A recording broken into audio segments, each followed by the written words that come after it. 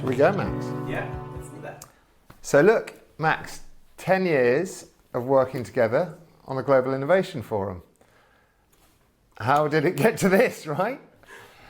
Do you remember the first time I called you and we had a chat about sort of getting involved? And it was a big thing because we had just actually bought out one of the founders of the business, and it was really about the first big decision. Sort of we signed off, and it seemed massive to us, even though it was very reasonable sponsorship. It seemed massive, and we had a lovely chat. I think you were patient, and we signed on the dotted line, and off we went. And here we are 10 years later, still working together. Yeah, it was fun. I remember you had to chase us a bit on this one. I think it was kind of straight after one of the events. So we were a bit in a relaxed mood. So yeah, I'm so happy we could make it work. Well, and it's a lovely chance to celebrate it because, you know, it's a lifetime, right? My kids are now 11 and 10. Lara, I think, must have been born 2014, so just before this. So, I mean, I can literally measure it in the lifetime of my kids, and you've had kids since we've been starting working together. And so what we thought would be nice, right, is to pull out every year. I've done a bit of a summary. What are the key themes, the 5-6 things that really sort of resonated over the course of the last 2 days of the forum?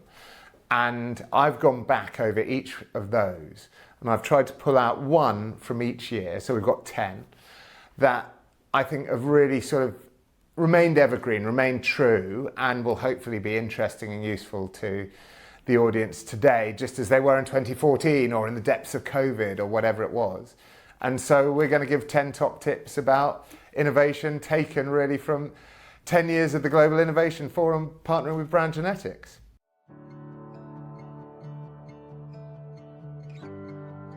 So 2014, I think I had hair. No, I'm pretty sure I didn't have hair in 2014. So 2014, we stepped out, and the one I wanted to pull out from that year was about finding your fellow crazy ones. And to me, when I read back the theme, it was how innovators are a kind of weird breed, right? We're talking about people who work in big corporate operations often, but they're the rebels. They're the ones, the crazy ones, to nick the Apple ad, right? But they're the ones who are out there trying to disrupt business when really all those businesses want to do, right, is just operate as smoothly and as efficiently as they can. And yet here we are going, hey, why don't you try this? Why don't you do that? And it's hard. And the thing that struck me from that conference, and I think remains really true today, is you have to, if you're going to survive, you have to find your network, your community. I think that's true within a business, but I also think it's true outside of a business. You have to have the people who you can reach out to. And that's where the Global Innovation Forum, both for me, for us, right, has been such an amazing community, but also I think for so many of those attendees, right? I think those networks that they've built, those friendships, frankly, have served people way beyond just the sort of 2 days of a conference.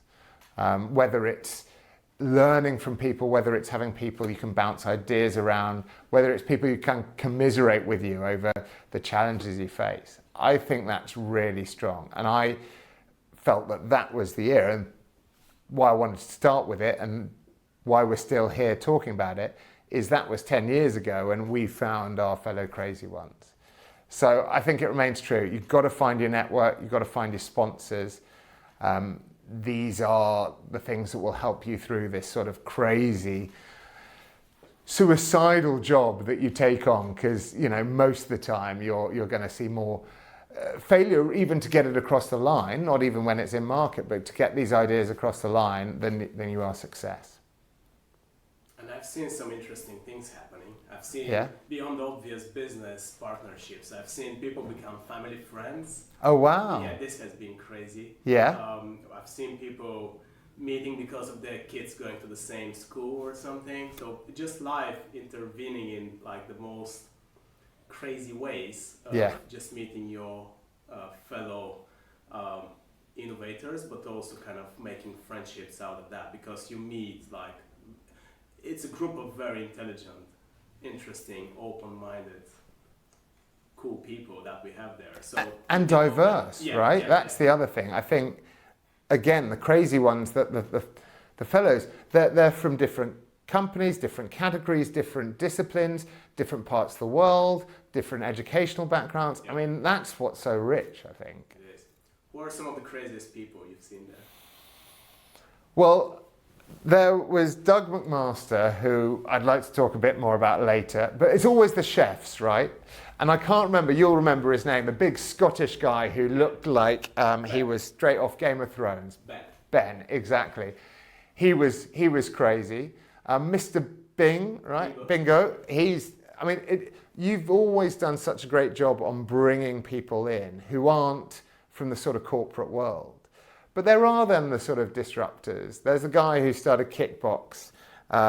There's the Gil Horsky, who I think had a slogan, if you're not close to getting fired every year, then you're not doing your job well enough. Those are some of the guys that really stick in the mind. So the corporate rebels and the corporate rebels, ones, and the ones who clearly couldn't be in the corporate environment even if they wanted to be. No, it's definitely a lot of crazy ones, and that's been part of the fun.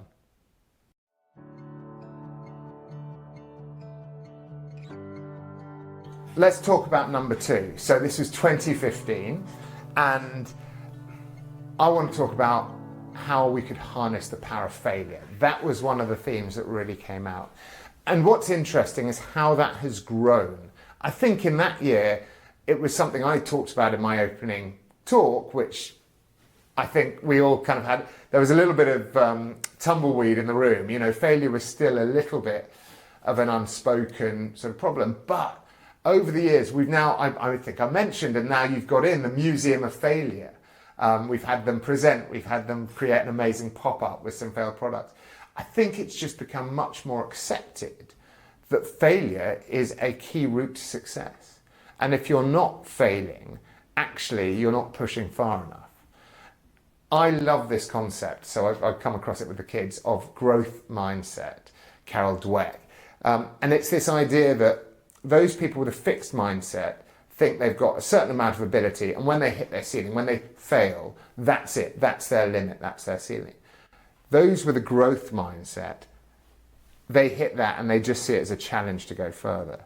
So how can corporates, which frankly is probably the biggest challenge here, how can corporates see failure as a badge of honor, right? How can they learn from it? Because if you hide it under the carpet, if every failure is a disaster, then you never learn from it. And of course, there's so much richer. So many businesses have spun out of a failure in the first instance.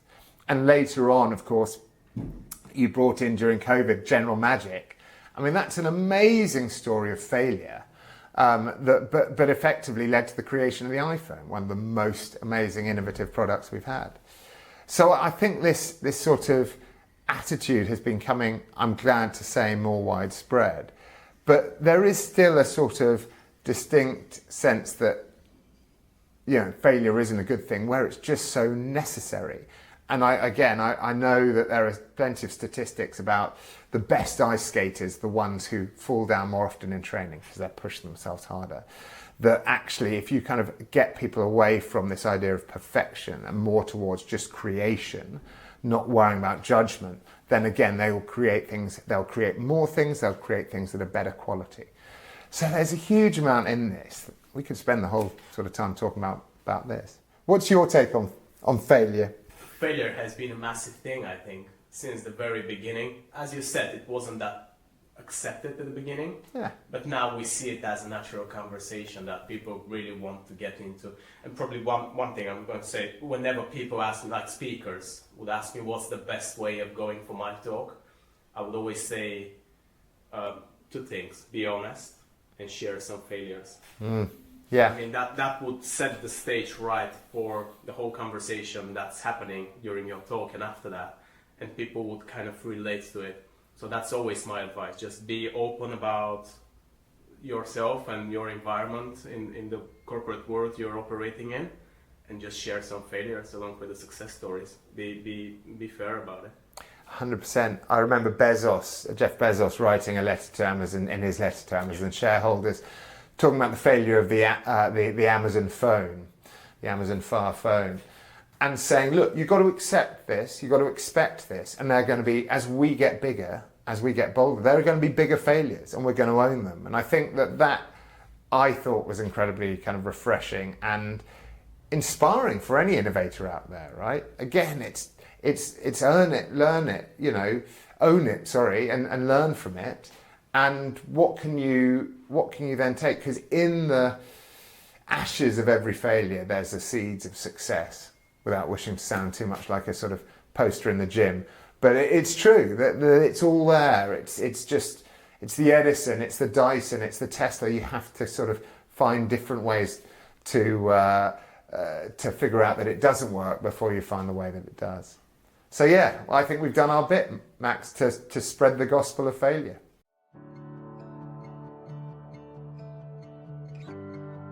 Right, number 3, Max, 2016, we were hitting our stride. I think the partnership was working well. It was sort of, we knew what we were doing, right?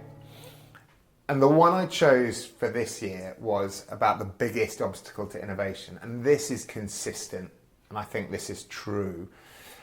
The biggest obstacle to innovation is normally your own business, right? That corporate culture is so often the barrier to people actually being able to do the things. And for all the great work that we do at the Global Innovation Forum, all the great ideas that are spread, this comes back time and time again. And I'm convinced, IKEA actually in 2016, IKEA framed it as operational excellence and innovation are not the same skills. And I think that's so true. Businesses are built for efficiency. And, again, innovation is fundamentally disruptive. You're trying to do things differently. So it's really hard. I mean, I think some of the lessons, and actually I'm going to talk about this in my opening for 2024, which goes beyond the sort of remit of our 10 years together. It's year number, well, it'd be the 11th time we've done it. But it's this idea of how do you actually start to shift the behaviours? How do you find ways to celebrate those little wins? How do you get the senior sponsorship? How do you, in this day and age where I think growth now has to come from innovation, how do you stop it being the startups and the challenger brands and start turning these big behemoths back into the kind of innovation powerhouses that they used to be? And they've lost that really. And I think, again, there's plenty of statistics from McKinsey that show maybe they've got margin growth, but actually real organic growing the category is ceasing. And it's a battle. Again, it comes back to why do you sort of have this rebel band of innovators? How can you take it beyond just a few people and start to make it everyone's business? Again, I think we've seen through the years people talking about how do you tap into the creativity of the whole workforce. Kickbox, Adobe Kickbox would be a great example of how do you give people license and permission to take the sparks that they have and then go and unleash it, and you sponsor that. We've had Tom Kago from Lloyd's talking about entrepreneurship, and many of the banks actually have cottoned onto that. So I think there's so much that can be done, but you've got to fight the corporate antibodies. You've got to, who are there, rightly so, legal, finance, they're there saying, is this a good idea? Compliance and the like. But there has to be, I think, for real progress, for real innovation, not just playing at the margins, there has to be a way of shifting this up. What have been your takes out over the years? I've been thinking about one thing I've heard in the past somebody say, but like the biggest killer to innovation in the corporate world being one sentence, and that's the way we've always done it. Yeah. That we see that like attendees would always be worried about what's happening in their own companies, rather than what the rest are doing. That's important, but how do we shift our culture? And I'm thinking about last time or the year before we did this exercise of people choosing their teams that are closest to their heart and interest, and there was like culture and AI and something else, and then we had like 60% of people going into culture. Yes. For an obvious reason. That's the biggest concern for them, and something they're mostly worried about. No, it's so true, and I think maybe it's more than culture. I think it's about how you shift that behaviour. I do think social proof. So psychologist Robert Cialdini, who's again, lots of great thinking on this. And one is how actually we like to follow the crowd. And I think if we can get people to do better jobs of pointing out competitors doing things, or people that they see as industry thought leaders doing things, then you can start to get over it. But really you need the leadership. You need the leadership buy-in. You need the incentive models. You need to stop disincentivizing failure, because then it becomes more than my job's worth again. But you're so right. This is the way we've always done it. That should be like an absolute, to any innovator out there, it should be like you've struck gold. That is bound to be an opportunity there. So let's kind of ban that for the future and start to really figure out how we can question those things. And I'll go back to Gil Horsky, who I'm not sure whether it was this year or one of the, he's spoken a couple of times, but said, we have T-shirts in our innovation team and it says, fire me. Go ahead, I think it is. Go ahead, fire me. And I make sure we have to wear that kind of once a year at least. And that idea of you've got to actually be brave. And there may be a point where somebody says, yeah, look, you are just too disruptive, but you're probably not right for that business and you will find opportunity elsewhere. That's our role. And again, back to that special community. That's where we can support one another in these things.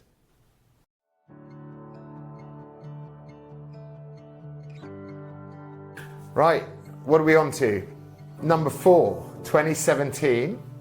And the one I chose for this was move fast and make things. Not break things, make things. Now, partly I chose this because I had the pleasure of a fireside chat with Jamal Edwards, who sadly passed away in 2022. And he was the sort of prototype creator and really opened my eyes, and I think a lot of our audience's eyes, to this incredible creative culture that was brewing. And now we kind of all hear a lot about. But back then, he had started a sort of multi-million-pound media business, really, with one camera. And he had just got out there and started making videos with his friends. And it was that sort of real passion for something. And what showed to me the democratization of so many of these different things, which will only grow with Gen AI, right? We'll see that.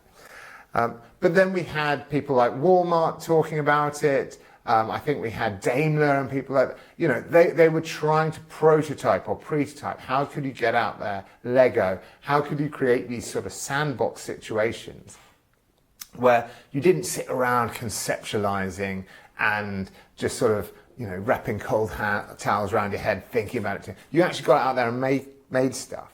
And then last year I had the bizarre pleasure of talking to the amazing Teflon Sega, who is a kind of avatar, purple avatar. So I managed to get you managed to get an interview with him, and I had to interview him in front of the GIF crowd. And one of the things I remember him talking about was how every day for a year he executed, he made something and released something.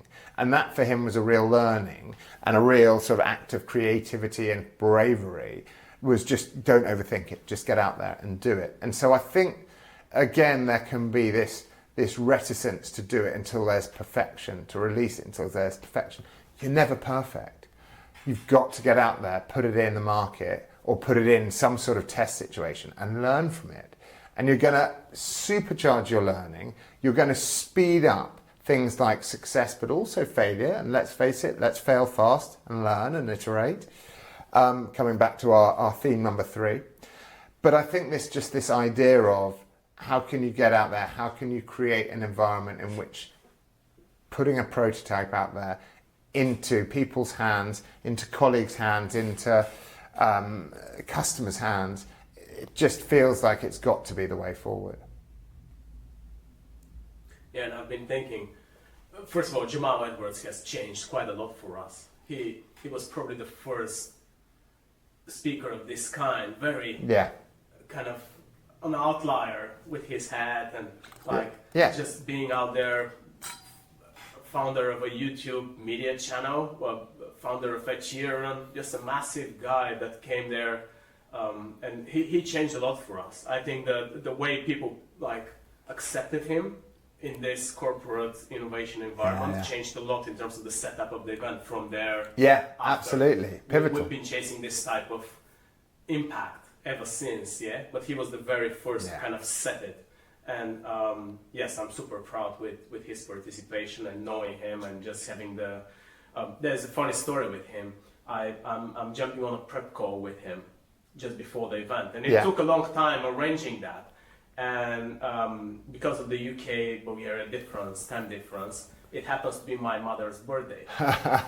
And I have to get the call while I'm at my mother's place celebrating. You're very dedicated. Yeah, and I'm jumping on a call with him, and he's like, is this a good time, as we discussed? And I'm like, yeah, my mother is having a birthday. Yeah. But then it's fine, we can chat. And he was like, no, we're not doing this now. You have to go and celebrate with your mum. His mum was a big part of his life. Yes, exactly. I still remember that so vividly. He was like super respectful of my family time spending. We ended up having a quick chat and just arranging things very quickly. He said, happy birthday to your mom. Nice. And we had this amazing conversation. But another thing, definitely, last year, David Speed talking about make being the most important word in human language. Love that. Because he was the graffiti artist, wasn't he? Yeah, a graffiti maker. Again, one of those super unexpected guests we are having on stage. And it's quite a difference. Somebody talking about hanging off a cliff or bridge doing his first graffiti.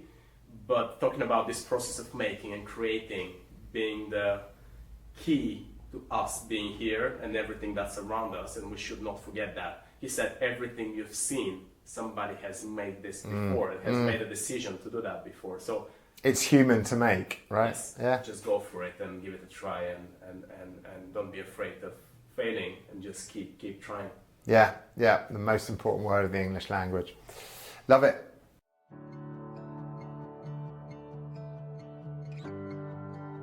Number 5, we're halfway through, 2018 I think this was. And the one I chose here, again close to my heart, is put the power of positivity at the heart of your innovation. Now, I think often in innovation, and perhaps rightly, we are tasked with solving problems. You know, we talk about what's the problem here, what's the tension, you know, it's kind of negative. And I know we want to solve those. There are probably categories out there where there's less problems, you know, they're first world problems. We should really switch our attention to how can we put human happiness and well-being at the heart of what we do. And look, Aristotle talked about this, the founding fathers of the US, the UN, they've all recognized the value in human happiness and well-being. And at the time we created these cards, which are still available. I think we've got them on the website if people want them, but positive innovation, and there's a series of different prompts here for people to innovate and come up with ideas that address people's positive values, positive motivations, all those good things. And we see this more and more. I think we see opportunities where companies that can find a way to put a smile on people's face really win. And it's a win for their customer and it's a win for them. And a great example of this, there's a hotel in LA where they've got a push for the popsicle button. And this is just a normal sort of motel, but people flock there because when you push the button, out walks a nice young man or a young lady with a tray of popsicles. You get to pick a popsicle and off you go. Now, I don't know what that costs them, but this allows them to be kind of constantly full. It's the sort of simplest innovation. Are they solving a problem? Who knows? Really what they're doing though is putting a smile on their customers' faces. So there's so many little ways you can tweak your offering, your product, your service. So I think when you've got that mindset, do something a bit distinctive and will drive good things for your customer and good things for your business as well. Yeah, and I think your talk about positive innovation has had a huge impact on us as an event because, again, this is a collaboration. Yeah, it's beyond partnering. It's more like collaborating and synergy between our companies here.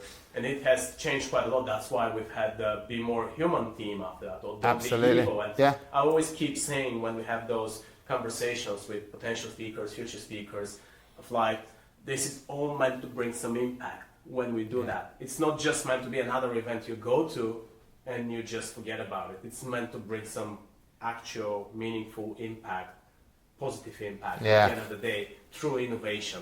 That's one part of the thing. And then the other thing is we've been influenced by this type of thinking when it comes to the event itself. Yeah. It should be something beyond like a casual event you go to. It should be an experience you should remember. This is why we're doing things like the crazy one speakers we have, but the Earth also shot, some interesting slots and interesting things happening, whether it's a drawing workshop or a massage in the breakout area, or a beer tasting of some new beer that came out. That brings a whole new vibe to the whole thing. And it's more of an experience you just keep thinking about and keep going back to, rather than something that's part of your company approved budget schedule. Well, it makes it fun. It's a little secret, but it actually, you're learning, but you learn more when you're having fun. Yep. And I think you're more open to new ideas when you're smiling. I mean, so I love that. I'm pleased to hear it might have had a bit of an influence, because it remains very true to the way we think about it. We embrace the positive motivations and things like that. But let's all innovate for a bit of positivity out there, and I think the world will be a better place. Yeah.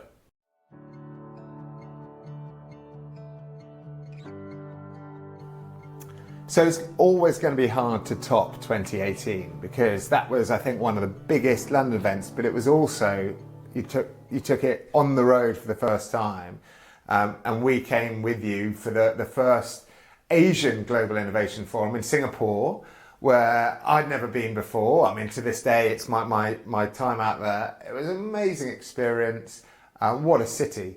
What a kind of innovative way of creating an environment there. And you helped us really see into a new culture. So that was fantastic. But you set yourself a high bar, right, for 2019. However, and as a historian, I would say the sort of storm clouds of COVID were starting to loom, but we didn't know that. But 2019 was brilliant, and it was a real highlight for me. And what I wanted to take out of it was how actually making collaboration a real skill set, a real strength of innovation, was something that became really important. And we heard from, I think, Barcelona Football Club, we heard from the guys at the Drone Racing League and plenty of others, how actually they were really tapping into collaborations, partnerships, even, and I'm never quite like this phrase, but co-opetition, where you're working with these guys who, maybe you're competitors in many walks of life, but you've teamed up with them to do amazing things. And actually, it's a great foreshadowing, because COVID unleashed a lot of that. People realised, and it's Joy's law, right? Most of the smartest people work for someone else, no matter who you are. So during COVID, we all had to figure that out. We all had to sort of find ways to network. But this was really, at that conference, I think, a really important sort of stake in the ground, and how you had to be open as an innovation environment, not just open innovation, but how could you team up with startups? And lots of corporates, they want to work with startups, but have they really thought about how they set up? Have they really thought about how their payment terms or how their models, their legal models, sort of set them up for success? And at that stage, it still felt like that was in its infancy. And I don't know that it's necessarily improved a huge amount today. So there are still ways that we can optimize this. But finding those networks, finding those people, finding those companies, and then not being afraid to share IP, to bring them into the ecosystem, that's how you can really supercharge innovation. And that's, I think, from 2019, the one that I really left with. It's been a key theme, yeah. In 2019, first of all, it's probably one of our strongest agendas and one of our strongest years. We often get the question of, you have such a good agenda, how do you manage to do that? And I dare to say there is a formula to this whole thing, and 2019 is probably like foundational for this way of who do we get, how do we balance these things out so that it's really relevant but also super fun and engaging and interesting. So 2019 has set this kind of model of how we do events for the last, except for COVID, obviously. For obvious reasons. To pivot, we'll talk about that. Slightly. But then you had this very nice formula of doing stuff. And then in terms of collaboration, a huge thing, a recent conversation I had with Christopher Patnell for one of our series, talking about accessibility being this area where you have Microsoft, Google, and Sony no longer competing, but actually working with one another to actually bring this whole like design, inclusive design thinking to the gaming industry. And this has now resulted in like a huge new market for those companies, and they kind of influence one another. They share as much as they can, of course, but innovation is one of those areas where partnering rather than competing is making so much sense, and that's what we see with the Global Innovation Forum. Yeah, it's not that competitive. People are really lowering their guards, and they are just enjoying the moment of meeting those like-minded people and just having those interesting chats with one another, rather than keeping secrets for themselves. Well, I've always said to people when I'm encouraging them to come along, that the beauty of it is, it isn't an industry forum. It isn't sort of all the drinks people talking to all the drinks people, or all the chocolate people talking to all the chocolate people, where I think there's naturally a sort of keep your cards close. But the openness, the diversity, I think everyone just lets their guard down. And I think that is reciprocated. And then we get to a sort of better place. So you're absolutely right. That environment, again, that sort of the people you bring in, the different topics, the different themes, the diverse backgrounds and disciplines, all helps contribute to a much more open and collaborative sort of event. So long may that last. That's the power of the Global Innovation Forum community again.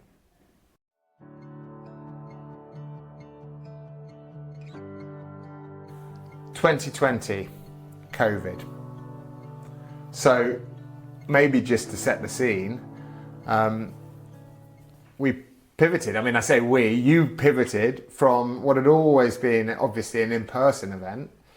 And you must have, I mean, I've never really talked to you about this. You must have thought, are we going to do it? But you pivoted and we did it online. We did the first virtual Global Innovation Forum. Which, you know, I mean, that's a miracle of innovation in itself, isn't it? But talk about... We had the agenda ready. Yeah. We just had the whole thing completed. Yeah. And then the week after, the whole world closed. Oh. And I had a friend calling me 2 weeks before that, saying, are you worried about this COVID thing happening in Asia? And I was like, yes, we do have a lot of people coming from Asia. And yes, it's a terrible situation over there, but that's still quite far away. We're still quite stable because we'd seen it before, right? Yeah. Bird flu and exactly. And I was like, not really. I think it would just be over by November. That's the other thing I said. It's still, this is February. Yeah. And I'm like, November is a long time from then. And then we confirmed the agenda the way it was meant to be. Everybody confirmed. Nobody was worried about that. And then the whole world closed. And I think it took like 2 weeks to kind of get out of this situation of huge panic of what's going on right now. And we were like, yes, let's just do it. Let's just adapt. We dropped some of the speakers, unfortunately, which didn't make sense in an online environment. They were amazing in an in-person setting, but they were very understanding of the situation.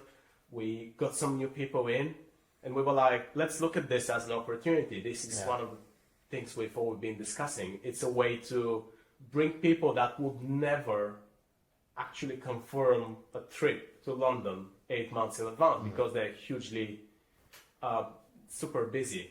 One of those people is Ivy Ross, the VP of hardware design at Google, who has been one of those amazing people we've collaborated with ever since on several occasions, all thanks to COVID, just because we could easily get into her schedule and just set something without disrupting her whole travel arrangement, which you can imagine is, I guess, incredibly busy. And we've been collaborating ever since. She's been super nice with us as a team, and I'm thankful for that. One of the many type of collaborations we've had because of this whole COVID situation. Well, that leads very nicely to this tip, right? Number 7, which is about asking the question, who are we missing? I think it's the single most powerful question that we've ever had put to us at GIF, but it's about inclusive, diverse innovation. And there were so many threads through that. First of all, we were all stuck in our bubbles, right? We couldn't have been less inclusive in our our environments. We weren't traveling, you know, and I remember distinctly there was a sense that many leaders, many people in different walks of life were lacking an empathy with what was going on, whether it was on the front lines, whether it was on people who didn't have sort of large houses or room to roam. So to me, this was very, very timely. I remember Eric Tashbana of Amazon, he sort of talked about diverse teams. So as an input, how do you get sort of, who are you missing from your team? How do you get diverse teams, people who think differently, have different perspectives? And actually that's statistically proven to produce better quality of ideas and innovation. But the person who posed the question, who we should credit, is Benjamin Evans, who was Airbnb, I think he's now PayPal. And he was looking after sort of diversity and inclusivity at the time. And it just struck home, who are we missing? 4 words that were so potent in this sort of environment, in this world of what could we, who should we be including when it comes to innovation? Who are we missing out? And Sam Lahif from P&G, I had a conversation with her, I remember, and she sort of opened our eyes to the possibility. 15% of the world's population live with a disability of some sort. So, I mean, again, how often are we thinking about those sorts of people? How often are we thinking to people other than ourselves, other than the sort of world we know when we come to innovate? And what is that opportunity? That's a market, you know, let's put it in just cold financial terms, right? You're missing out on serving a market. And I don't know whether it's apocryphal or not, but there was always the story that Nike didn't do sports gear for women until they finally got some women on the board who said, hold on, you're missing 50% of the population.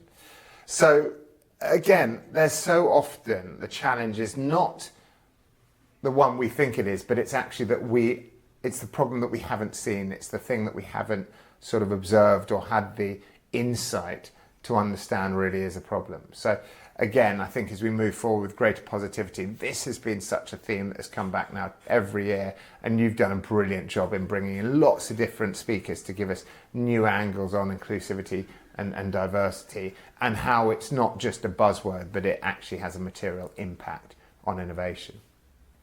Yeah, and I think GIF has diversity, and it's at the core of the event. It's there. It's kind of one of the foundational values that we have there. So that's why it's so important. Yeah. I mean, we're obviously bringing very diverse audience of people, but on the other hand, you want to bring those subjects and those themes that are not so obvious. You want to make people think and have that thinking. And you're right, COVID is a huge topic here. And I think we made this intentional decision of, yes, if we're doing this thing and borders don't matter now, we're doing like 1/3 people from Asia, 1/3 people from Europe, we have US, we have people from Africa joining us. It's like, it opened this door of opportunities of making a more complicated, more diverse, more interesting, more vivid agenda and program, bringing all those different types of people together, which you normally might have a challenge doing in an in-person setting. And it has set the beginning of our Spark series, which we're doing now. Even this thing here, I mean, it feels so natural now doing it, just because of all those years of spending of recording and doing something in front of our computers. It feels natural, and it's just opened doors to many different ways of doing stuff that we've kind of transitioned to the in-person event as well. Yeah, well, 2 aphorisms there. So never let a crisis go to waste, which you didn't, and necessity is the mother of invention, which you did. So, you know, kudos.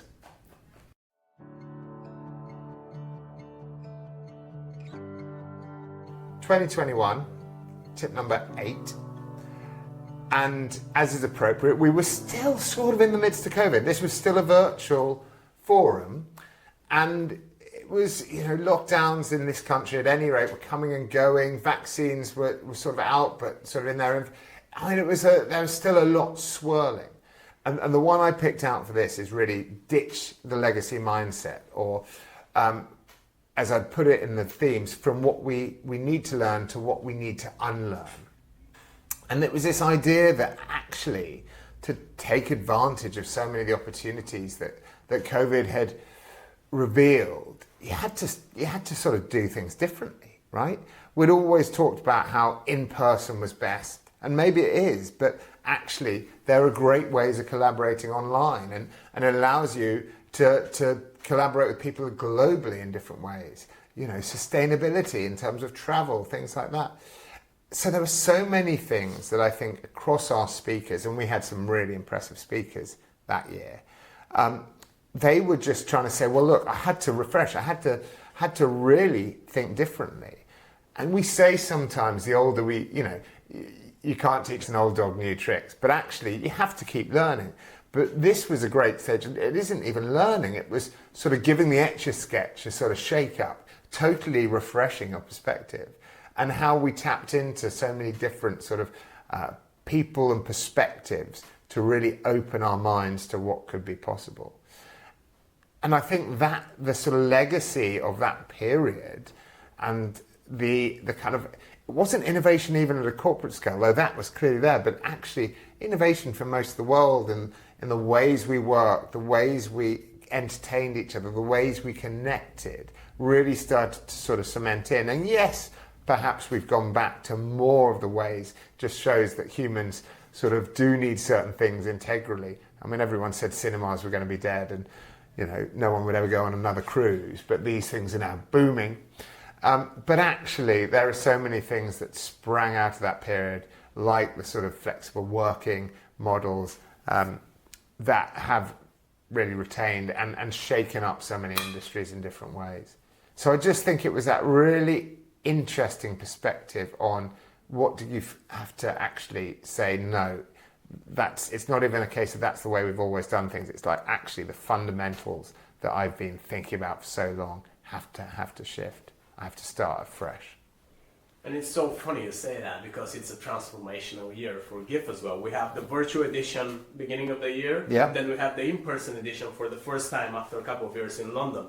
So it was this time of, you have to understand it, and you know, until 2019 we're having this very comfortable seat that it's all going good, we're so confident doing this, and now it's like we have to change something, we have to learn something from those past couple of years and change stuff, unlearn some stuff. Unlearn it, ditch the mindset. And it was like, I don't know, in virtual we did so many type of sessions. We've done like tours of interesting places, we've done more fireside chats, we've done more of type of different ways of interactions between the speakers on the virtual stage, which we then transitioned to an in-person environment, and we totally changed the image of the event of like being this place where there's so much happening, and it has always been a lot happening, but now it's like super dynamic. It's a festival of innovation almost. It's more like a festival now. Global Innovation Festival maybe, Max. Sounds a good one. Yeah, that's for the 20th anniversary. Very good. We're doing this, but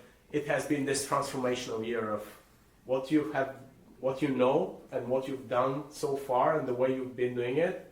It has to change because of those couple of years which have been super chaos, and you have to learn something out of it and just unlearn some of the old stuff and just improve for the better. So in a corporate environment, yes, but also for us as an event, 100%, it has been a huge deal. Yeah.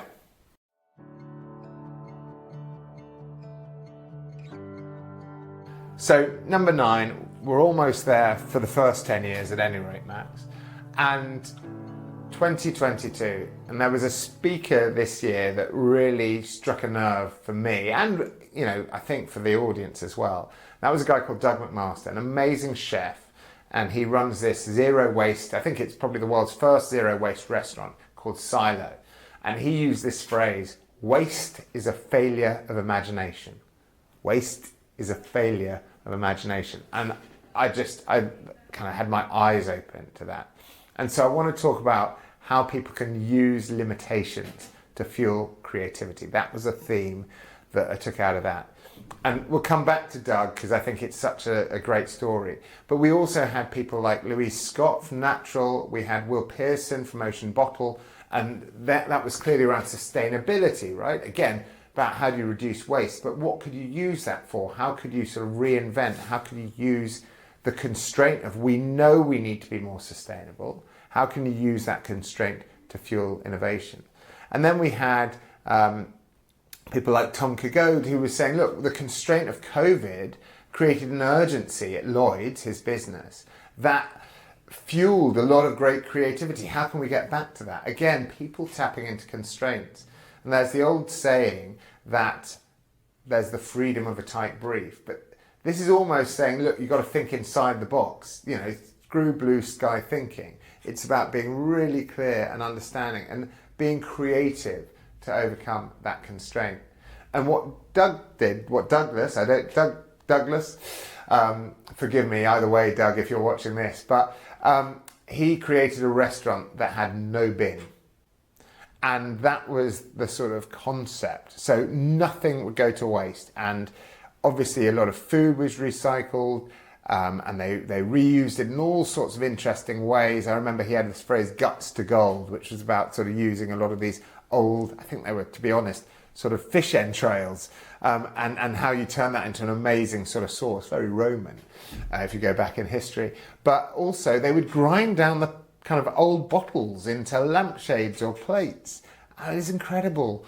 And this fueling of creativity, we've got something, we might throw it away, what could we do with it?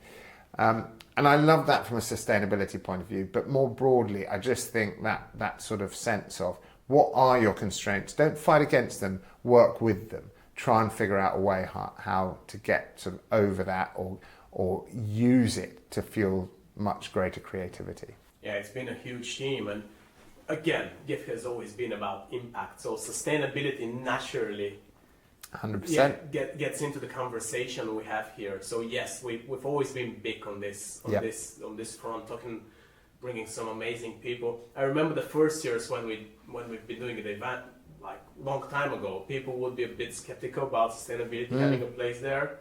Then we went into this kind of transition period, and now it's like a must to have topic at the event. And yes, Douglas has been a perfect example of that conversation. I think he, in terms of the event as well, he has changed quite a lot for us as well, just because of this opening your mind in a way.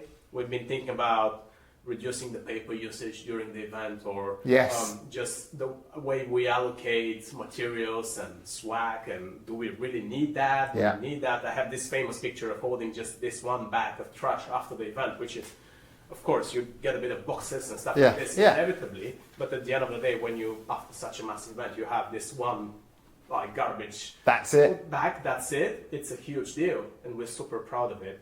And that's, again, walking the talk of what you're trying to preach here, not just have a content that's curated in a way to attract people, but something that actually has so much meaning and you truly believe in, which we do. Yeah, it has an impact on you guys as well, and shifts the way the event is run. I mean, that's impactful, right? That's innovative, and that's why people come.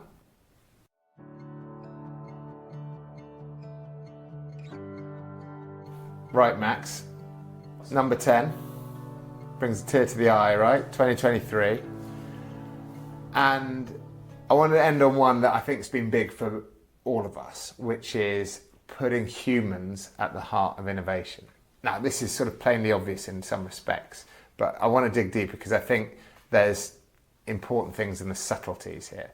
First of all, humans, not consumers, not customers, not clients, not users, right? But actually thinking about the people who are going to use your services or your products or whatever it is you're innovating for, and their sort of whole lives, their broader goals and objectives as human beings. Because, you know, no matter what brand or product we really love, we think about it for a really tiny proportion of our lives. So that's one part about humans.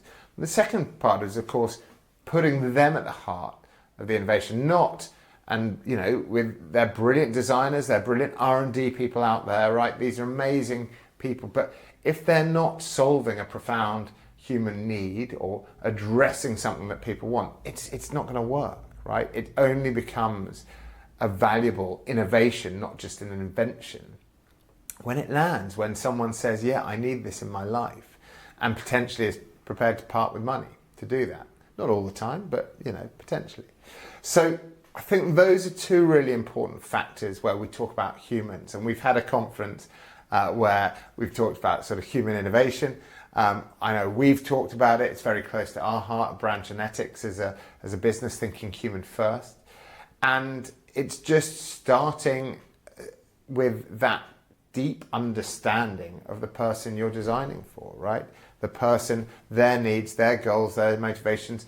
This came up again in a lovely fireside chat we had with James Sallows of Lego and Katrina Ferris of Unilever. And we talked about AI and the power of AI, but actually what AI misses, and I suspect for the foreseeable future, is that context.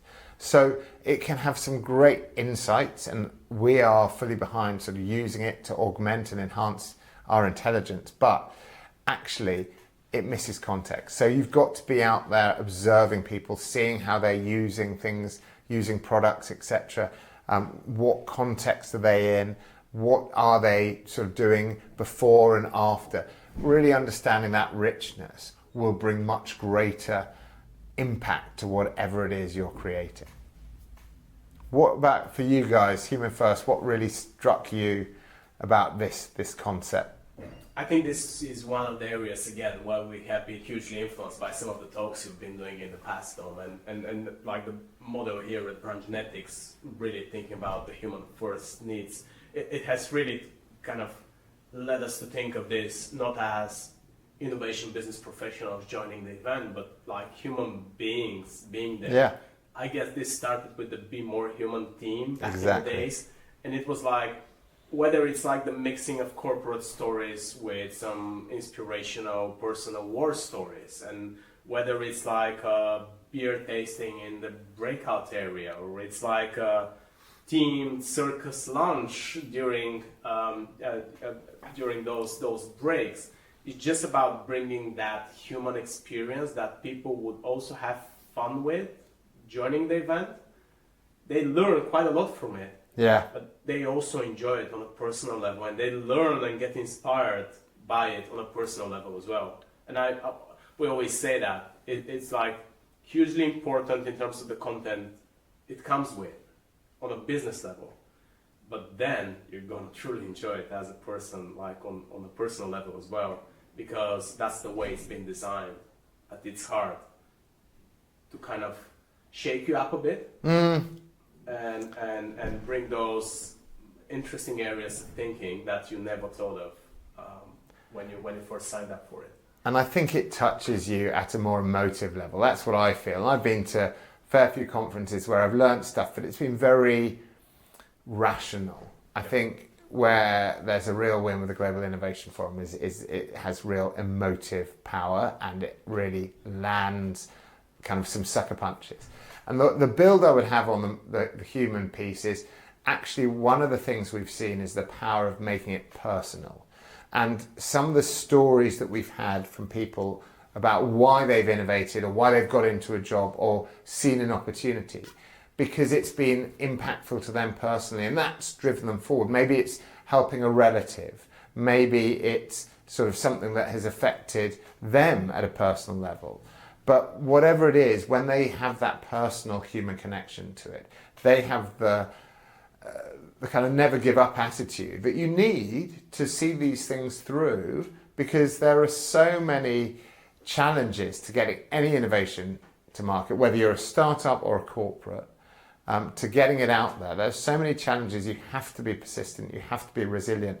And I think there's a danger sometimes that we remove the person who has the real personal passion from it and give it to a team or a committee who get it rationally but not emotionally. And I think that for me, one of the things that we've always loved about being part of the Global Innovation Forum is going away and feeling kind of in the real sort of pit of your stomach that there's something that's landed from you, that there's a human connection with some of the people there, and that it just leaves you feeling more human.